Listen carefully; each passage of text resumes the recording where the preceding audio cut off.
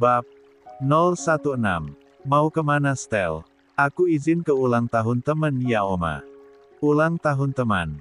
Apa Ayu juga diundang? Tanya Boril pada putrinya. Yang dibalas senyuman sinis oleh Stella. Kayaknya enggak deh Pak, semenjak ketahuan kalau dia itu adalah simpanan Om-Om, dia bukan termasuk teman kami lagi. Stella. Boril maju akan menamparkan Stella namun Bayu menahan putranya tersebut. Stella. Jaga bicara kamu. Aprilia adalah ibu sambungmu sekarang. Kamu harus hormati dia. Buat apa menghargai perempuan yang justru tidak menghargai dirinya sendiri? Ucapan menohok dari Stella sungguh sangat menusuk hati Atalarik. Putri kecilnya yang manis berubah menjadi seorang yang bermulut tajam bahkan ditujukan kepada orang tuanya sendiri. Papa kecewa sama kamu Stel, lirih Boril. Kecewa. Apa kabar aku Pak? Gimana perasaan aku? Mendapatkan kabar kalau Papa yang begitu sangat terhormat di mataku menghamili temanku sendiri. Jika kamu tidak tahu hal yang sebenarnya sebaiknya kamu diam dan belajarlah untuk menaruh hormat pada orang lain. Tegur Boril. Kalian itu bersahabatan dari kecil Stella, Papa heran. Kenapa bisa kamu sebenarnya itu pada Aprilia? Asal kalian semua tahu Aprilia Ayu yang kalian kenal lugu dan baik itu tidak seperti kelihatannya. Dia pernah menggoda pacar aku dan cewek panggilan di kampus. Stella. Bukan Boril tapi kali ini adalah Cindy yang membentak sang cucu. Dengan wajah penuh amarah Cindy menatap tajam pada Stella satu telunjuknya tertuju menunjuk wajah cantik itu. Kamu sudah keterlaluan. Naysila mencuci otakmu sampai Oma tidak mengenalmu lagi. Kalian yang keterlaluan Aprilia yang mencuci otak kalian aku benci kalian semua aku benci. Stella lalu berlari menuju garasi dan membawa dengan kencang mobilnya. Kejadian yang berlangsung dengan begitu sangat cepat membuat Boril tidak bisa dengan langsung mencerna apa yang terjadi. Akibat kesalahannya, putrinya kini menjauh darinya bahkan bisa mengeluarkan kata-kata kasar yang tak pernah dibayangkan sebelumnya bisa dilontarkan oleh Stella. Aku akan kejar Stella Ma. Pa, aku takut terjadi sesuatu. Pergilah. Ucap Bayu. Boril lalu berlari menuju garasi untuk mengejar Stella. Sekecewa apapun dia terhadap sang putri namun Boril sangat mengkhawatirkannya apalagi Stella mengendarai mobilnya pasti dengan kecepatan tinggi dan dibawa amarah yang memuncak. Dia pun menyusulnya agar tak kehilangan jejak. Stella mengendarai mobilnya dalam kecepatan tinggi. Sambil menangis. Kebenciannya kepada Aprilia sudah sampai di ubun-ubun. Bukankah Aprilia tahu kalau Stella sangat menginginkan jika Naysila menjadi ibunya tapi kenapa dia berkhianat? Kenapa dia menggoda papanya? Ingin kayakah Aprilia? Sampai melakukan hal senista itu. Bahkan Stella harus menanggung malu di kampus karena namanya menjadi bahan ejekan karena ayahnya menikahi temannya. Teman apanya? Teman sialan. Teman yang pernah menggoda Dion. Pacarnya. Namun dari semua kekecewaan yang dialaminya, yang sangat menyebalkan adalah Aprilia selalu mendapatkan perlindungan dari keluarganya sendiri. Namun saat ia sedang berada di puncak amarahnya, Stella jadi teringat pesan Naysila yang selalu diucapkan Naysila padanya. Jangan mau mengalah dengan menangisi Aprilia. Kamu yang akan sakit. Sedangkan dia akan semakin senang karena melihat kamu menderita. Jangan menangis. Bersenang-senanglah, nikmati masa muda kamu. Tunjukkan kalau kamu bahagia. Stella menghapus air matanya. Menetralkan kembali nafasnya mencoba untuk menata kembali hidupnya tanpa bayang-bayang Aprilia dan juga Dion. Ucapan Naysila selalu berhasil memotivasinya. Kedatangannya ke pesta ulang tahun Kareina Alfi adalah untuk bersenang-senang dan melupakan apa yang terjadi belakangan ini. Wih! Boril bersyukur sampai di acara ulang tahun temannya yang jaraknya sekitar 30 menit dari rumah mereka. Stella sampai dengan selamat karena di tengah jalan tadi dia melambatkan mobilnya. Kini Boril melihat dari dalam mobilnya yang terparkir di samping rumah itu, Stella masuk ke dalam rumah mewah yang disulap jadi pesta mewah tersebut. Sebagai seorang ayah yang tadinya sangat dekat dengan sang putri, tentu saja hal ini menjadi cambukan yang luar biasa bagi Boril. Dia ingin kembali membangun hubungan yang harmonis dengan putrinya, namun rasanya sangat sulit, terlebih Stella sangat membenci Aprilia sekarang. Ngomong-ngomong soal Aprilia, Boril memutuskan untuk pulang saja karena dia rindu dengan istrinya itu. Mungkin nanti sampai rumah Aprilia sudah berubah pikiran dan tak melarangnya lagi untuk menyentuhnya. Dan Boril pun akan menahan egonya untuk tak marah. Tak rindu pada senyum istrinya yang sangat manis tadi pagi. Cuma Aprilia rasanya yang bisa memperbaiki mood Boril pada saat ini. Ingatkan ia untuk membeli minyak zaitun nanti di apotek. Pijatan halus tangan Aprilia di punggungnya mungkin bisa meringankan sedikit lelahnya. Apalagi kalau pijatannya turun ke bawah. Boril menggelengkan kepalanya mengusir pikiran konyolnya. Aprilia kan tidak boleh capek. Besok rencananya ia akan mengajak Aprilia mencari rumah baru untuk mereka tinggal. Yang pasti dekat dengan rumah Apko agar Aprilia mudah menemui orang tuanya. Setelah memastikan putrinya berada di tempat pesta, Boril pun bersiap pulang, namun saat akan membelokkan mobilnya, tiba-tiba saja Boril melihat seperti sosok sang istri berdiri di dekat pilar besar di pesta tersebut. Kayak Ayu. Meskipun jarak antara gerbang parkir dengan meja tamu cukup jauh, namun Boril masih bisa memastikan bahwa perempuan cantik dengan gaun putih selutut itu adalah sang istri yang nampak berbincang dengan seseorang. Kemudian Boril pun mencari ponselnya untuk menghubungi istrinya. Namun dia baru menyadari kalau ponselnya dia tinggalkan di kamar tadi sebelum makan malam. Akhirnya Boril pun memutuskan untuk turun dan berjalan menuju ke sana. Melewati pintu kedua, yaitu jalan samping taman. Karena lebih dekat dan tak harus ke aula utama. Namun betapa terkejutnya Boril. Matanya membola. Nafasnya tercekat di tengah ramainya tamu pada acara pesta yang berkonsep garden party itu. Dia melihat sang istri berpelukan dengan pria tersebut. Singkat memang, namun Aprilia tak menolak ketika dipeluk dan pria itu tersenyum kemudian menggamit bahu Aprilia untuk masuk ke dalam aula. Hingga menghilang di keramaian acara. Kaget Pak. Boril menoleh ke arah kanannya dan mendapati Stella ada di sana. Apa yang disaksikan oleh Boril barusan juga dilihat oleh Stella. Bahkan dia menangis melihat Dion memeluk Aprilia di depan matanya sendiri, meskipun sepertinya dua orang itu tidak melihat mereka. Stella, sekarang sudah percaya dengan kelakuan istri muda Papa. Seharusnya Papa lebih percaya ucapan anak Papa sendiri karena aku lebih mengenal siapa itu Aprilia. Boril menoleh kembali ke arah pilar tempat tadi istrinya berpelukan dengan pria muda sebayanya. Boril seperti pernah melihat pemuda itu, tapi di mana? Aku pernah punya pacar. Tapi tiba-tiba aja pacarku itu mutusin aku tanpa sebab yang jelas. Setelah aku cari tahu ke teman-temannya, aku baru tahu kalau dia ternyata mutusin aku demi Aprilia. Dan cowok tadi itulah pacar aku. Ternyata mereka masih menjalin hubungan kan? Meskipun Aprilia sudah nikah sama Papa. Amarah telah menguasai hatinya, namun Boril harus tetap mendinginkan kepalanya. Dia tak boleh terlihat marah, setidaknya di depan putrinya. Kamu mau pulang, Stel? Tanya Boril mencoba mengalihkan pembicaraan. Nanti aja, aku masih mau di sini, lagian aku bawa mobil sendiri. Boril pun menganggukkan kepalanya. Jangan pulang malam-malam ya, Papa duluan. Boril melangkah perlahan berjalan menuju mobilnya. Papa, panggilan Stella menghentikan langkah Boril. Jangan bersedih dan kecewa. Dia gak pantas dapat air mata Papa. Tak mendengarkan apa kata Stella, Boril terus melangkah menuju mobilnya.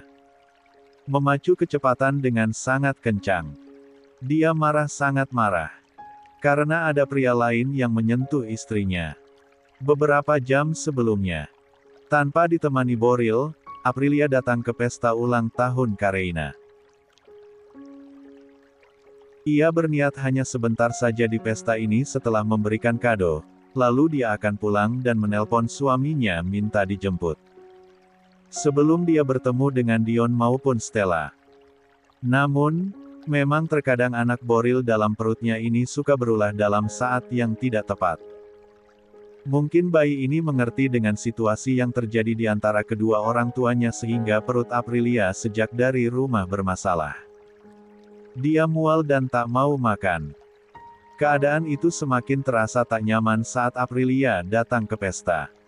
Aprilia merasakan kalau ia mual dan tak sanggup mencium aroma parfum yang dipakai beberapa temannya di sini. Oleh karenanya, ia segera pamit pulang setelah mengucapkan selamat pada Kareina. Muka lo pucat Vi. Ucap Kareina yang melihat wajah Aprilia pucat. Meski wajahnya dipoles make up tipis. Aku, lagi kurang sehat Rin. Kamu, lagi isi ya? Tanya Karin hati-hati. Ia bersyukur karena suara musik yang cukup kencang, menyamarkan suaranya. Kareina Alfi memang telah mendengar gosip di kampus kalau Aprilia menikah dengan ayah Stella karena Aprilia telah hamil duluan. Namun Kareina tak ingin menyinggung perasaan Aprilia. Dia juga tak pernah bertanya ataupun ingin tahu. Biarlah itu menjadi urusan pribadi Aprilia serta suaminya.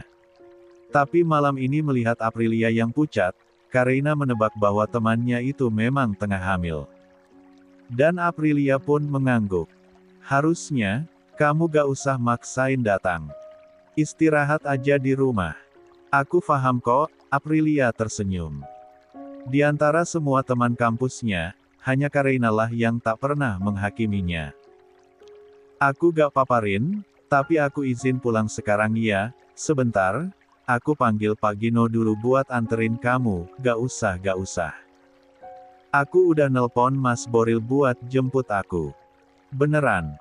Iya, aku duluan ye. Nunggu di depan, ya udah. Makasih kadonya ya Vi.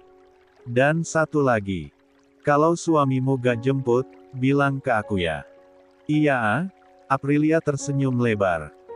Berpelukan sebentar dengan Kareina lalu berjalan ke pintu keluar. Namun, aroma parfum banyak orang semakin membuatnya tak nyaman hingga ia terpaksa berlari ke samping rumah yang cukup sepi. Dan mencoba memuntahkan isi perutnya karena mual yang tak bisa ditahan. Saat itulah, Aprilia merasa ada yang memjat tengkuknya pelan. Aprilia menoleh ke belakang dan ternyata itu Dion. Dengan wajah yang khawatir Dion memijat tengkuk Aprilia pelan. Meski tak ada yang dimuntahkan. Merasa kalau Aprilia sudah jauh lebih baik, Dion jauh berlari mengambil air mineral dari dalam rumah. Dan memberikannya pada Aprilia. Sejenak Aprilia ragu untuk mengambilnya.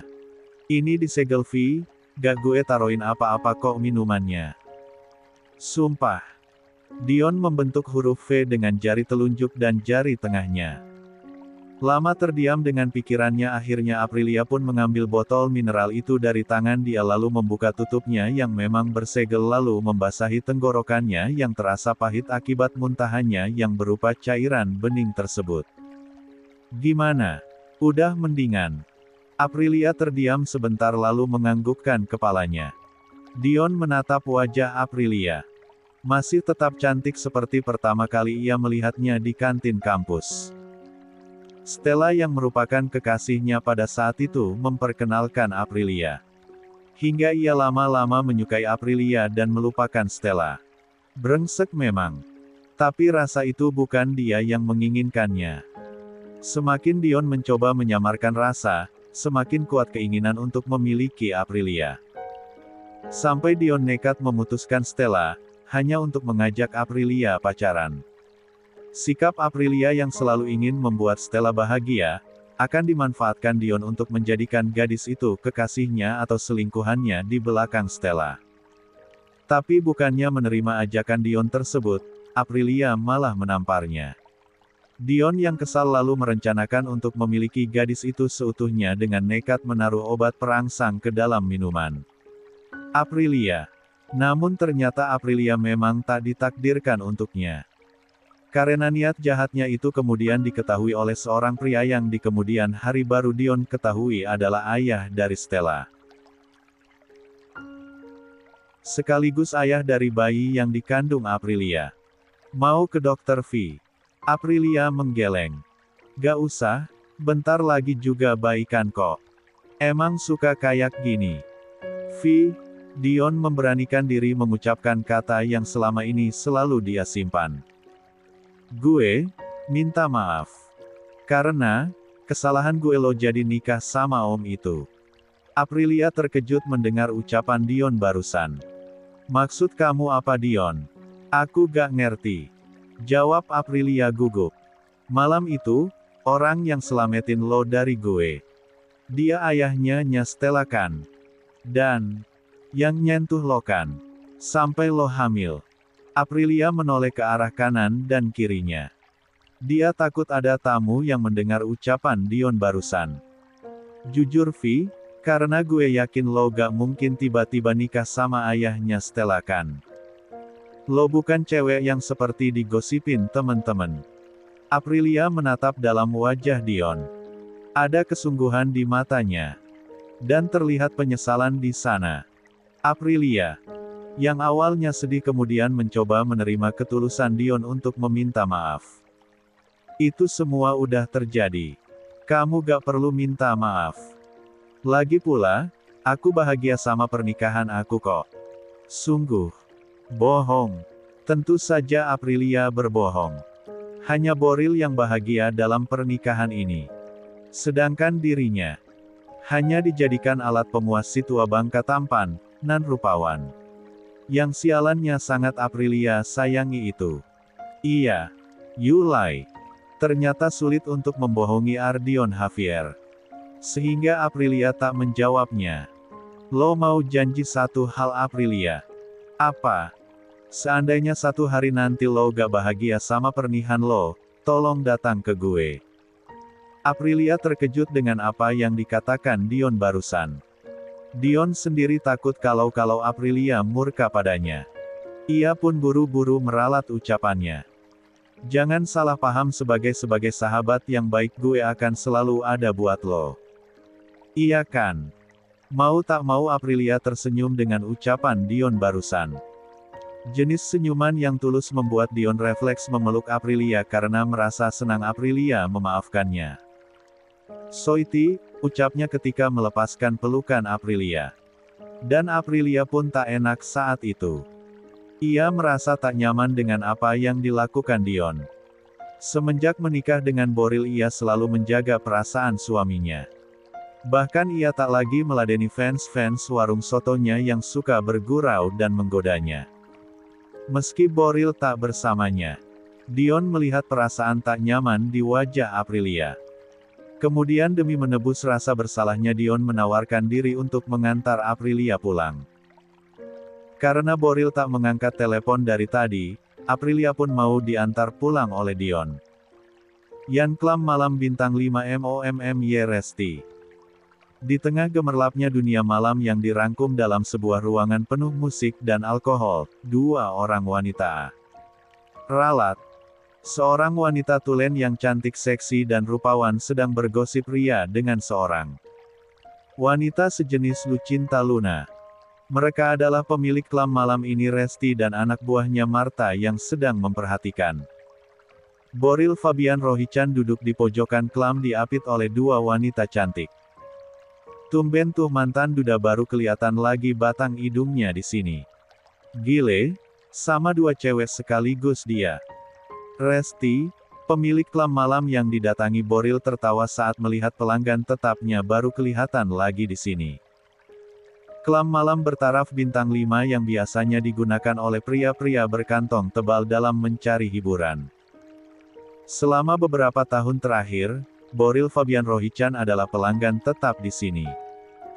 Bahkan memiliki kartu akses VVIP. Istrinya kurang muasin dia kali mam. Dengar-dengar istri Om Boril itu ABG, ujar Marta. Oh ya. Tanya Resti antusias sambil meminum kembali gin and tonic miliknya. Kebiasaan bagi Resti suka bergosip dengan asistennya, Marta. Huh mam, istrinya kan masih muda. Gak punya pengalaman kali. Kurang terpuaskan. Jadi doi kemari. Martha heboh bercerita sambil tertawa membuat orang di sekelilingnya menoleh ke arah bos dan karyawan. Yang sama gilanya itu. Keduanya sibuk bergibah dengan tema, mantan duda kabur dari istrinya karena merasa kurang terpuaskan. Rock. Tak ada perasaan paling terhina bagi seorang Boril Fabian Rohichan selain dikhianati oleh istri. Di depan matanya sendiri. Selama ini dia selalu menjaga pernikahannya dengan Aprilia. Tak sekalipun Boril melirik wanita Jain selain istrinya. Demi menghargai janji suci pernikahan. Walau mesum dan cabul begini, Boril masih takut kalau menyalahi ijab pernikahan. Tapi malam ini untuk pertama kalinya Boril melanggar janjinya. Kan Ayu duluan yang selingkuh. Ya, gue balas.